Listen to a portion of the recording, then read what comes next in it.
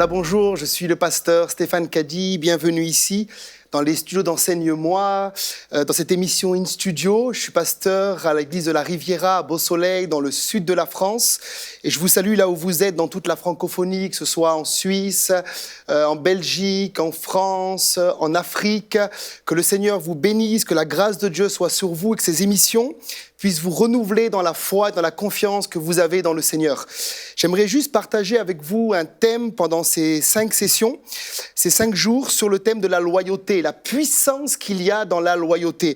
Je sais que c'est un thème qui n'est pas trop partagé, mais je crois qu'il y a des vérités et une puissance à comprendre dans cette vision-là.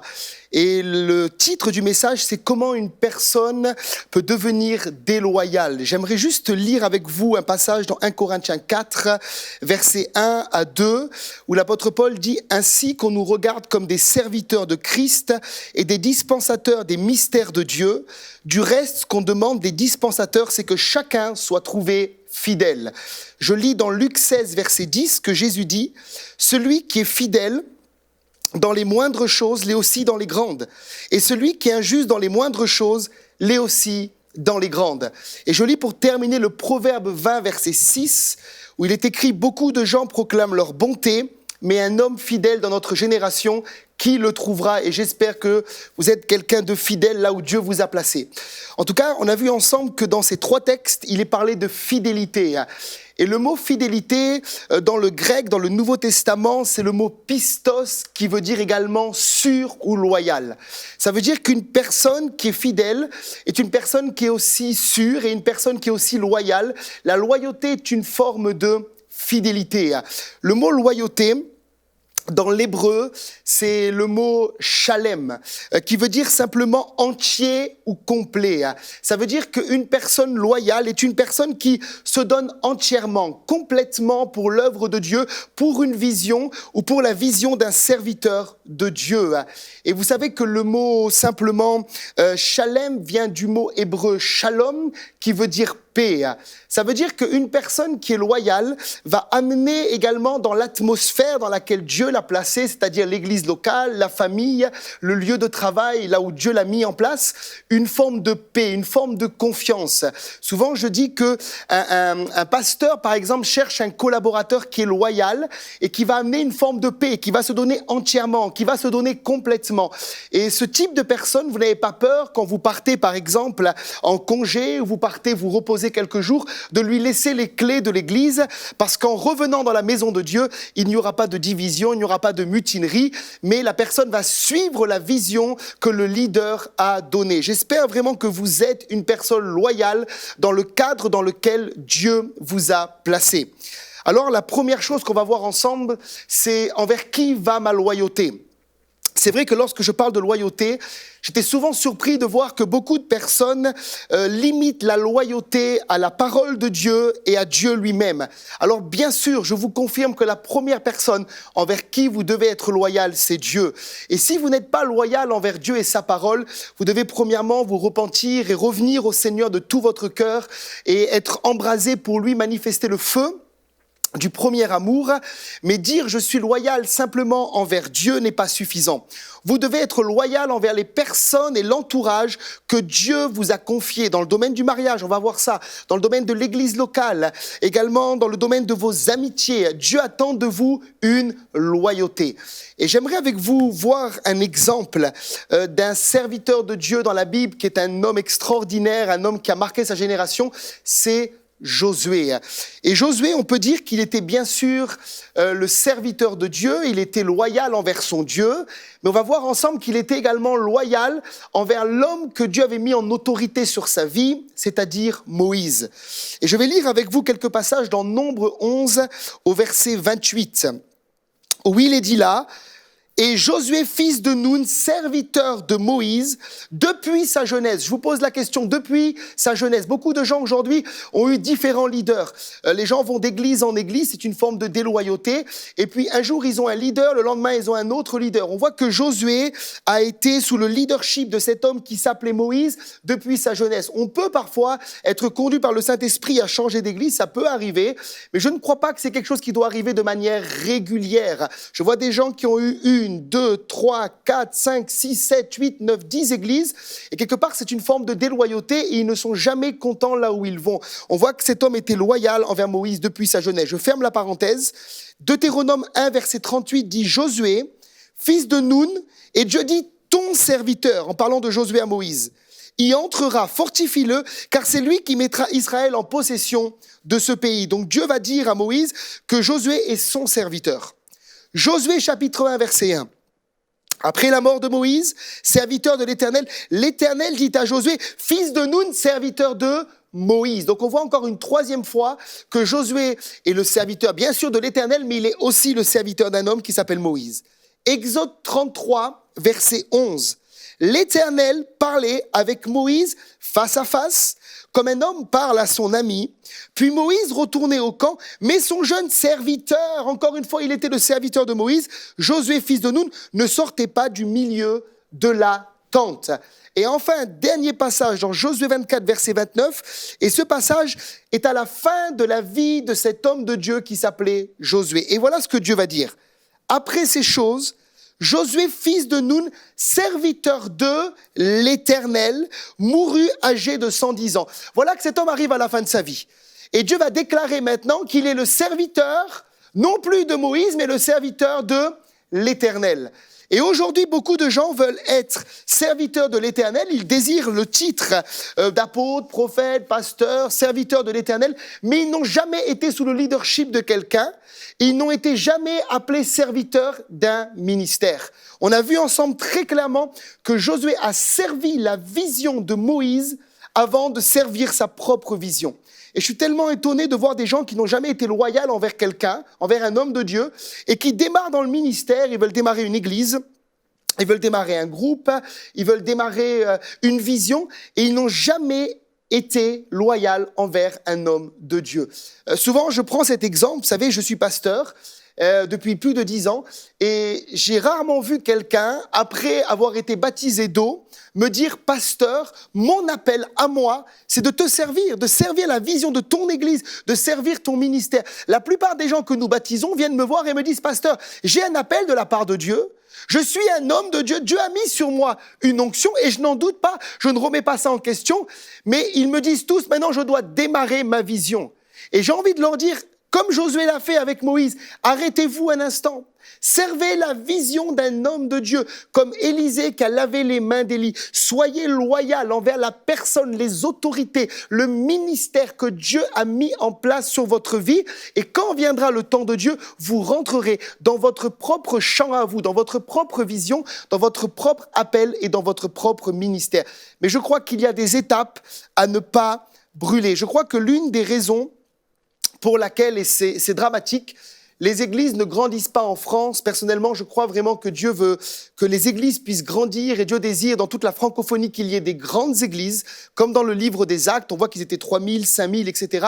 Mais l'une des raisons, c'est que dès que quelqu'un ressent qu'il a reçu quelque chose, il marche dans la déloyauté, il prend un groupe de l'église et démarre sa propre église. Donc on se retrouve avec des églises qui finalement, de 200 passent à 150, 250 passent à 100, puis remontent à 200, puis revivent une division parce que les gens n'ont pas compris ce principe du leadership. Ils doivent marcher d'abord dans l'onction de quelqu'un et être le serviteur d'un homme de Dieu avant d'être appelé serviteur de l'Éternel. Et je prie que ce que je puisse vous apporter maintenant et ce que je dis maintenant puisse parler à quelqu'un qui a besoin de revenir dans cette vision de la loyauté. Et croyez-moi, en francophonie, c'est véritablement un vrai besoin. Je crois qu'il y a comme un esprit de rébellion qui est là et ces choses doivent complètement disparaître pour que l'Église puisse marcher dans la paix. D'ailleurs, dans Acte 9, 31, il y a un texte qui dit que l'Église, en parlant de l'Église primitive, était en paix dans toute la Judée, dans la Galilée, dans la Samarie. Elle s'édifiait, elle marchait dans la crainte du Seigneur.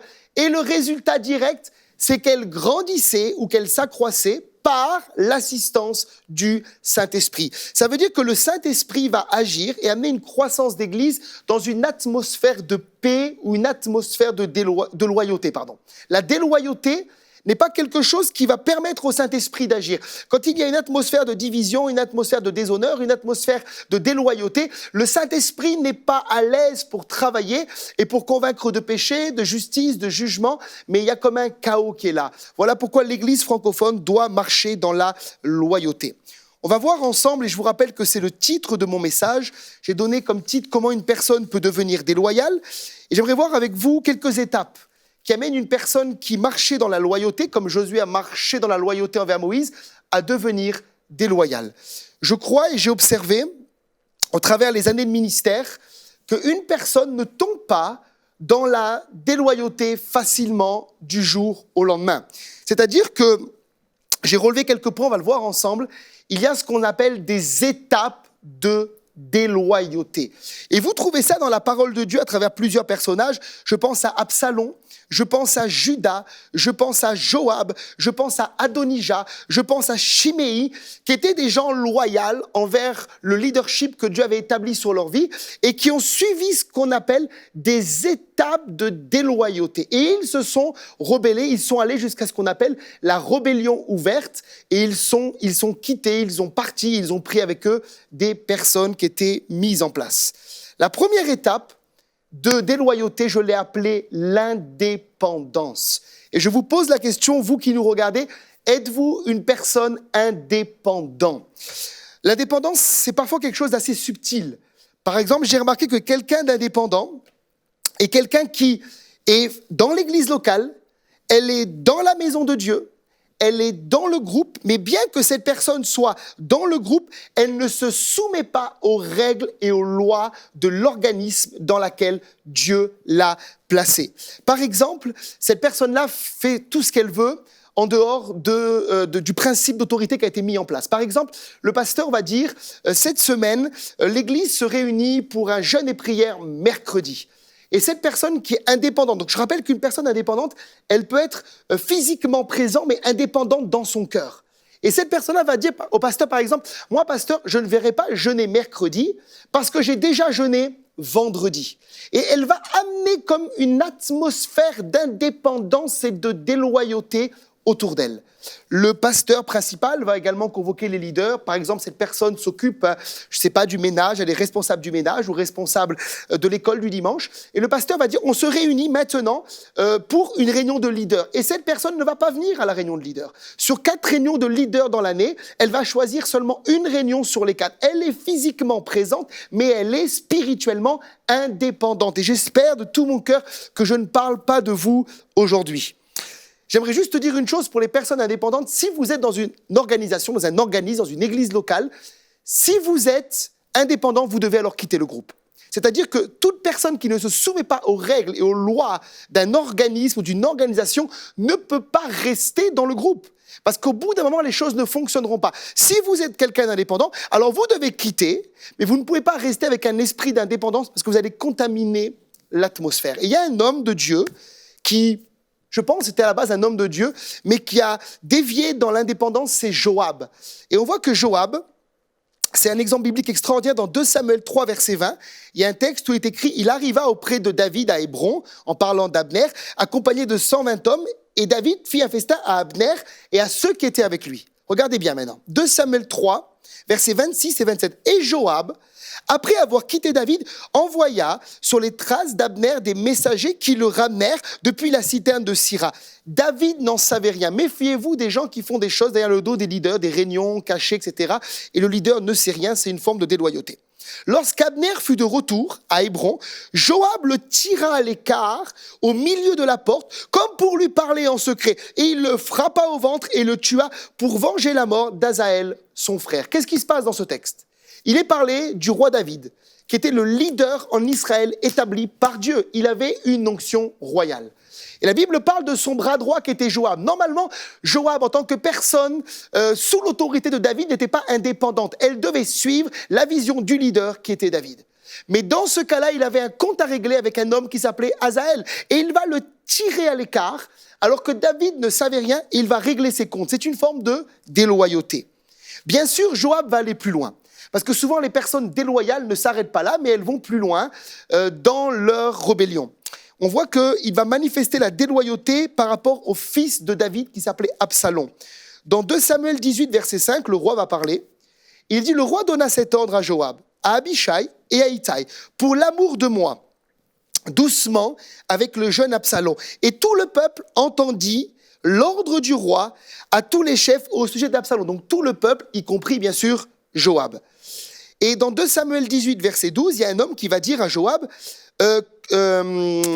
mais cet homme dit à Joab, quand je pèserai dans ma main 1000 cycles, je ne mettrai pas la main sur le fils du roi, car nous avons entendu cet ordre que le roi t'a donné à toi, à Abishai, à Itaï. Prenez garde au jeune Absalom, cet homme est loyal. 2 Samuel 18, versets 14 et 15. Joab dit, je ne m'arrêterai pas auprès de toi, il est indépendant. Il prit en main 3 javelots et les enfonça dans le cœur d'Absalom, encore plein de vie au milieu du térébinthe. 10 jeunes gens qui portaient les armes de Joab entourèrent Absalom, le frappèrent et le firent mourir. Encore une fois, il est indépendant. David avait ses raisons. Si David dit ne touchez pas Absalom, il savait pourquoi il le faisait. Et parfois, les gens ne comprennent pas toujours les décisions des leaders dans les églises, des décisions des responsables. Mais si votre pasteur a décidé d'aller à droite, il doit avoir une raison à cela. Et même si vous ne comprenez pas, je pense que c'était le cas de Joab, il était indépendant, il ne comprenait pas la décision de David de vouloir laisser Absalom en vie, mais David avait ses raisons. Peut-être même qu'il avait reçu une parole de Dieu, on ne sait pas, le texte ne le dit pas. Mais on voit que dans ce cas de figure, comme pour le cas d'Abner, il va manifester de la déloyauté envers David et il va tuer Absalom. Il y a encore un troisième exemple, parce que souvent j'ai remarqué que les gens déloyaux vont toujours un peu plus loin dans la déloyauté. Il y a le cas de figure où le frère de Salomon, qui s'appelait Adonijah, va faire un coup d'État. Il était aussi indépendant et déloyal. Et comme les gens indépendants souvent se connectent ensemble, il va trouver de l'aide de la part de Joab. Et j'ai remarqué dans les églises parfois que, vous savez, il y a une loi spirituelle qui fait qu'on attire ce que nous sommes, voyez ? C'est-à-dire que si vous êtes des gens loyaux, vous attirez des gens loyaux. Si vous êtes des gens déloyaux, vous attirez des gens déloyaux. Si vous êtes quelqu'un de critique, vous attirez avec vous les gens critiques. Si vous aimez la parole de Dieu, alors vos amis aiment la parole de Dieu. Si vous aimez la prière, vos amis aiment la prière. Et on voit que dans ce cas-là, donc le fils de David, qui s'appelait Adonijah, va faire un coup d'État et il va trouver de l'aide de la part de cet homme qui s'appelait Joab, qui était indépendant. Et dans 1 Roi 1, versets 5 à 8, il est dit là, Adonijah, fils de Haggith, se laissa emporter par l'orgueil. Parce que derrière toute forme de déloyauté, il y a de l'orgueil. Souvenez-vous que Satan a été déloyal et la Bible dit qu'il a chuté. Il est tombé du 3e ciel. Et la cause de la déloyauté de Satan était l'orgueil. Dans le jardin d'Éden, l'homme a été déloyal envers Dieu. Il a voulu être indépendant. Et ce qui a fait qu'il a été indépendant, c'est encore une fois la rébellion et c'est l'orgueil. Donc on voit qu'Adonijah était orgueilleux et il va jusqu'à dire « c'est moi qui serai roi ». Il se procura un char et des cavaliers et 50 hommes qui couraient devant lui. Son père ne lui avait de sa vie fait aucun reproche en lui disant « pourquoi agis-tu ainsi ?» Adonijah, en outre, était très beau de figure. Il était né après Absalom. Il eut un entretien avec Joab, fils de Séjura, et avec le sacrificateur Abiathar.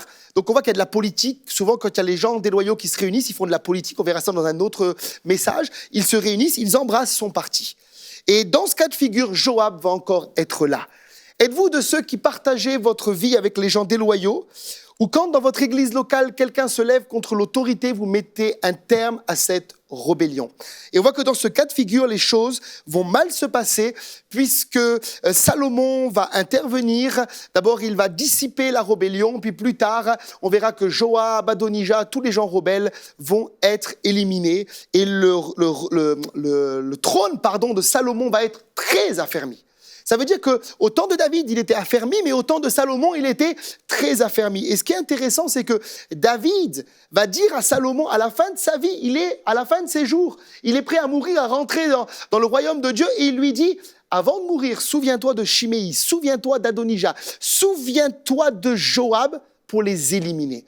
Et j'aimerais vous dire une chose, quand des gens déloyaux quittent la maison de Dieu, quittent un ministère, quittent une vision, la maison est très affermie. Et parfois, je crois que c'est une erreur en tant que serviteur de Dieu, de vouloir garder forcément des gens déloyaux dans la maison.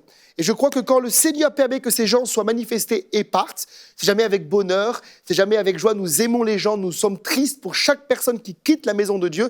Mais si ces gens ne marchent pas dans la loyauté, alors ces gens, quelque part, empêchent la croissance de l'Église. Et là, on voit que le trône de Salomon ne va pas être affermi, mais il va être très affermi après le fait d'avoir éliminé les gens qui étaient déloyaux. La prochaine étape, qui est la deuxième étape, je l'ai appelée l'offense. L'offense, c'est quand quelqu'un est blessé. Et j'ai remarqué qu'il y a des gens qui se blessent très rapidement pour un oui ou pour un non. Et les gens blessés vont souvent s'ouvrir à l'esprit de déloyauté. Il y a un passage dans les Proverbes, chapitre 19, verset 11, où Salomon dira « L'homme qui a de la sagesse est lent à la colère et il met sa gloire à oublier les offenses. » Ça veut dire que nous sommes tous blessés d'une manière ou d'une autre. Si vous êtes dans une église locale, si vous êtes marié, si vous êtes dans une entreprise, automatiquement, on va se blesser mutuellement. Voilà pourquoi dans l'église, nous devons marcher dans un pardon mutuel. Mais il y a parfois des gens qui sont blessés et qui ne mettent pas leur gloire à oublier les offenses. Je me souviens d'une personne qui, par exemple, un jour, je voyais que cette personne était distante avec moi, elle était indépendante, elle était dans l'église locale, mais elle n'était plus comme avant avec moi. Et cette personne-là, un jour, j'ai questionné, j'ai dit, mais qu'est-ce qui fait que depuis plusieurs, ça peut durer des années parfois, depuis plusieurs années, tu n'es plus pareil avec moi depuis plusieurs mois. Cette personne m'a dit, mais un jour, tu ne m'as pas salué. Alors moi j'ai une église qui n'est pas non plus de 1000 personnes, mais on est peut-être plus de 250 personnes chaque dimanche. Et je n'ai pas forcément le temps d'aller voir tout le monde. Je salue le maximum de personnes que je peux, mais des fois il m'arrive d'oublier des personnes. Voilà pourquoi il y a des responsables qui saluent aussi les gens avec nous. Et cette personne-là a été blessée ce jour-là. Et j'étais étonné et j'ai pu désamorcer une bombe dans son cœur. Parce que je suis sûr que si cette personne avait gardé l'offense contre son pasteur, parce que je suis son pasteur, cette personne-là aurait été un jour une personne déloyale. Et je vous encourage, si vous êtes blessé, à vous ouvrir au pardon de Dieu, à la guérison de Dieu, à la guérison intérieure qui fait que vous laissez Dieu vous laver de toute offense. Peut-être quelqu'un vous a blessé, peut-être votre mari vous a blessé. J'ai vu des femmes quitter le foyer, la maison conjugale, et en réalité, ils partent du jour au lendemain, mais ce n'est pas en réalité la vérité. En vérité, il y avait quelque chose dans leur cœur depuis longtemps. Le mari les avait blessés. Et ils ont gardé cette offense. Elle a pris place, elle a mûri en eux, jusqu'à ce que la personne devienne déloyale et quitte le foyer conjugal. Donc si vous êtes blessé, vous devez absolument pardonner aux personnes qui vous ont offensé, et c'est marcher dans la maturité spirituelle. D'ailleurs, Jésus lavera les pieds des disciples lors du dernier repas. Et vous savez qu'il y a une image aussi pour nous, c'est le fait de se pardonner mutuellement. On se lave les pieds les uns les autres, et quand on prend le repas du Seigneur notamment, c'est un moment où on pardonne. On reconnaît bien sûr le corps de Jésus qui a été brisé à la croix, mais on reconnaît également le corps qui est l'Église, et on se pardonne mutuellement les uns les autres, on se lave les pieds les uns aux autres. En tout cas, dans le cas d'Absalom, je crois qu'il a été déloyal parce qu'il a été blessé par David, qui, quelque part, n'a pas intervenu lorsque Amnon a violé la sœur d'Absalom qui s'appelait Tamar. Vous connaissez cette histoire terrible où Amnon était amoureux de Tamar, il va abuser d'elle, etc. Et je crois qu'il a été offensé. Et peut-être que Absalom s'attendait à ce que justement David vienne intervenir et puis venge sa sœur Tamar en exécutant Amnon, le frère d'Absalom, mais en voyant qu'il n'a rien fait. Il a sûrement été offensé.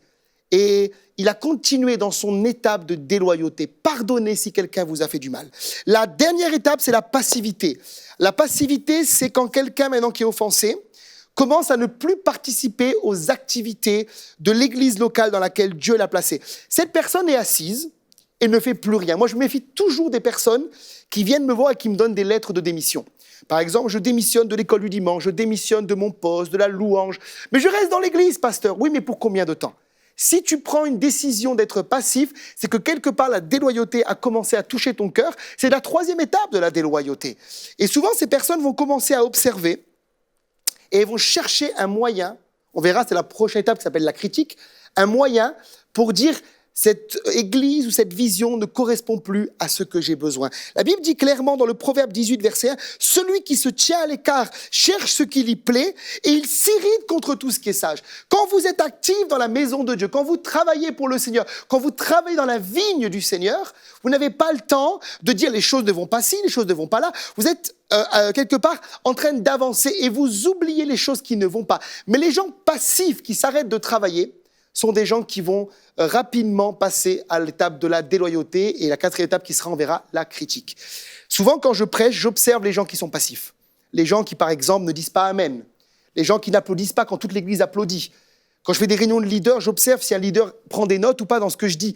Et la passivité veut dire quelque chose. Cette personne est peut-être physiquement avec nous, mais spirituellement, elle a déjà coupé avec nous, dans son cœur, et ce n'est qu'une question de temps avant une démission définitive. Et la passivité révèle toujours quelque chose. Et on voit que dans l'histoire d'Absalom, avec l'histoire d'Amnon et de sa sœur Tamar, la Bible dit que Absalom va rester 2 ans sans rien dire.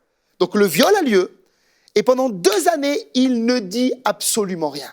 Et pour moi, quand des gens qui étaient extravertis, tout d'un coup deviennent introvertis, pendant 2 ans ne disent plus rien, n'applaudissent plus, ne disent plus Amen, ne sont plus avec nous, ça révèle quelque chose. Et puis un jour, cet homme qui s'appelait Absalom va faire un repas. 2 Samuel 13, verset 22, Absalom ne parla ni en bien ni en mal avec Amnon, mais il le prit en haine parce qu'il avait déshonoré sa sœur Tamar. Et puis il fait un repas, 2 Samuel 13, verset 28, Absalom donna cet ordre à ses serviteurs, « Faites attention, quand le cœur d'Amnon sera égayé par le vin, et que je vous dirai frappez Amnon, alors tuez-le, ne craignez point, n'est-ce pas moi qui vous l'ordonne, soyez ferme et montrez du courage. » Et au bout de 2 années, le cœur de cet homme va se révéler. Peut-être que David aurait dû observer et voir, mais comment ça se fait que mon fils Absalom n'est plus présent au repas? Et je vous pose la question, comment ça se fait que vous n'allez plus aux réunions de prière? Comment ça se fait que vous loupez peut-être les réunions de leadership? Comment ça se fait que peut-être vous n'êtes plus là présent le dimanche matin? Il y a toujours une excuse, oui, mais j'ai un repas avec tonton, j'ai un repas avec tata, alors qu'au début vous étiez embrasé. La passivité révèle quelque chose. La distance avec l'église locale, avec peut-être votre famille, avec vos amis, montre quelque part que une forme de déloyauté a peut-être pris place dans votre cœur. Alors bien sûr, j'aimerais, avant de terminer de prier, vous dire que je ne parle pas de personnes calmes. Moi, j'ai une épouse qui est très calme. Ce n'est pas qu'elle est passive, c'est qu'elle est réservée. Mais je parle de personnes qui, comme moi, peut-être sont des gens extravertis et qui du jour au lendemain deviennent introvertis. Ça révèle une forme peut-être de blessure, d'offense, de passivité. Et je crois qu'il faut veiller à cela. Pour terminer, j'aimerais vous encourager vraiment, là où vous êtes, derrière vos écrans, à pardonner à toutes les personnes qui vous ont offensé. Et peut-être que vous êtes blessé, j'aimerais vous inviter à mettre la main sur votre cœur comme ça. Et j'aimerais prier pour que Dieu vous donne une guérison et que vous puissiez pardonner peut-être à un leader, à un pasteur, à une personne qui vous a offensé, afin que vous puissiez marcher dans l'honneur, dans la fidélité et dans la loyauté. Mettez vos mains comme ça. Shekoria baba suria baba sotoria sotototo shataba rasotoria baba setebo rante keria baba shotu shalom karia baba suria bri sotokori mama sotu sheke terebo satara maria dorobo satarabasa. Père, je déclare sur tous ceux qui nous regardent la guérison de Dieu. J'arrache maintenant l'offense. J'arrache maintenant toutes les choses qui sont rentrées dans votre cœur et qui vous amènent à la passivité, qui vous amènent à être déloyaux envers les personnes d'autorité que Dieu a placées sur votre vie. Je déclare, je décrète, je proclame, je confesse une guérison totale. Soyez restaurés maintenant et que là où Dieu vous a placé, vous puissiez marcher dans l'honneur, dans la loyauté et dans la fidélité. Telle est la volonté de Dieu pour votre vie. Que le Seigneur vous bénisse richement. On se retrouve demain pour voir la suite de ce message. Soyez bénis.